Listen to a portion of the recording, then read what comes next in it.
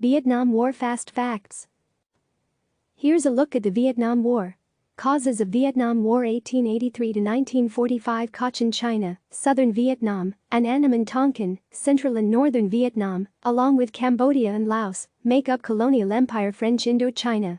1946. Communists in the north begin fighting France for control of the country. 1949. France establishes the state of Vietnam in the southern half of the country.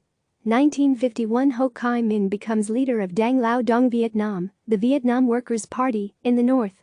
North Vietnam was communist. South Vietnam was not. North Vietnamese communists and South Vietnamese communist rebels, known as the Viet Cong, wanted to overthrow the South Vietnamese government and reunite the country. Other facts. 1954. North Vietnamese begin helping South Vietnamese rebels fight South Vietnamese troops, thus begins the Vietnam conflict.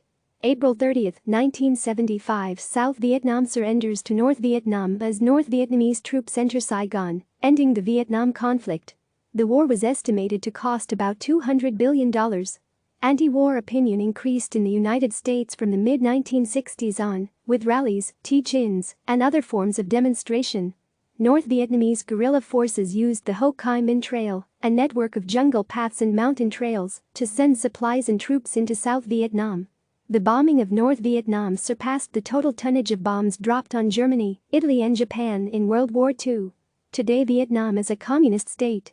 U.S. troop statistics source: Department of Defense. 8,744,000 total number of U.S. troops that served worldwide during Vietnam. 3,403,000 served in Southeast Asia. 2,594,000 served in South Vietnam. The total of American servicemen listed as POWMIA at the end of the war was 2646. As of September 6, 2019, 1,587 soldiers remain unaccounted for. U.S. deaths: battle, 47,434; non-battle, 10,786 total; in theater, 58,221.3 million total. Military deaths for all countries involved: 1 million total civilian deaths. Timeline: September 2, 1945, Vietnam declares independence from France. Neither France nor the United States recognizes this claim. U.S. President Harry S. Truman aids France with military equipment to fight the rebels known as Viet Minh. May 1954, the Battle of Dien Bien Phu results in serious defeat for the French in peace talks in Geneva. The Geneva Accords end the French Indochina War. July 21, 1954, Vietnam signs the Geneva Accords and divides into two countries at the 17th parallel, the communist-led North and U.S.-supported South. 1957 to 1963, North Vietnam and the Viet Cong fight South Vietnamese troops. Hoping to stop the spread of communism in Southeast Asia, the United States sends more aid and military advisors to help the South Vietnamese government. The number of U.S. military advisors in Vietnam grows from 900 in 1960 to 11,000 in 1962.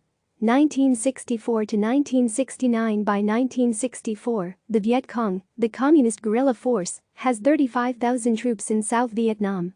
The United States sends more and more troops to fight the Viet Cong and North Vietnamese, with the number of U.S. troops in Vietnam peaking at 543,000 in April 1969. Anti-war sentiment in the United States grows stronger as the troop numbers increase. August 2, 1964, Gulf of Tonkin. The North Vietnamese fire on a U.S. destroyer anchored in the Gulf of Tonkin. After U.S. President Lyndon Johnson falsely claims that there had been a second attack on the destroyer, Congress passes the Gulf of Tonkin Resolution, which authorizes full-scale U.S. intervention in the Vietnam War.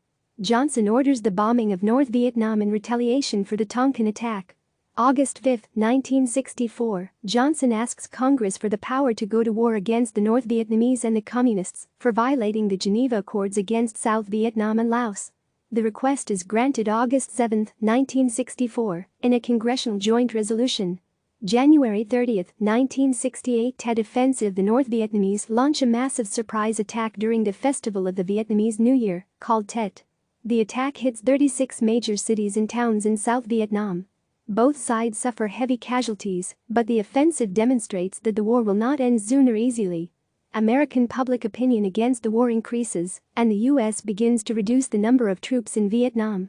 March 16, 1968, My Lai massacre. About 400 women, children and elderly men are massacred by U.S. forces in the village of My Lai in South Vietnam. Lieutenant William L. Kelly Jr. is later court-martialed for leading the raid and sentenced to life in prison for his role, but is released in 1974 when a federal court overturns the conviction. Kelly is the only soldier ever convicted in connection with the event. April 1970 invasion of Cambodia. U.S. President Richard Nixon orders U.S. and South Vietnamese troops to invade border areas in Cambodia and destroy supply centers set up by the North Vietnamese. The invasion sparks more anti-war protests, and on June 3, 1970, Nixon announces the completion of troop withdrawal. May 4, 1970, National Guard units fire into a group of demonstrators at Kent State University in Ohio. The shots kill 4 students and wound 9 others. Anti-war demonstrations and riots occur on hundreds of other campuses throughout May. February 8, 1971, invasion of Laos. Under orders from Nixon, U.S. and South Vietnamese ground troops, with the support of B-52 bombers, invade southern Laos in an effort to stop the North Vietnamese supply routes through Laos into South Vietnam. This action is done without consent of Congress and causes more anti-war protests in the United States. January 27, 1973, a ceasefire is arranged after peace talks. March 29, 1973, the last American ground troops leave. Fighting begins again between North and South Vietnam, but the United States does not return. April 30, 1975, South Vietnam surrenders to North Vietnam as North Vietnamese troops enter Saigon, now called Ho Chi Minh City. May 25, 2012, U.S. President Barack Obama signs a proclamation that puts into effect the commemoration of the 50th anniversary of the Vietnam War that will continue until November 11, 2025. Over the next 13 years, the program will honor and give thanks to a generation of proud Americans who saw our country through one of the most challenging missions we have ever faced. Click subscribe to receive the latest news.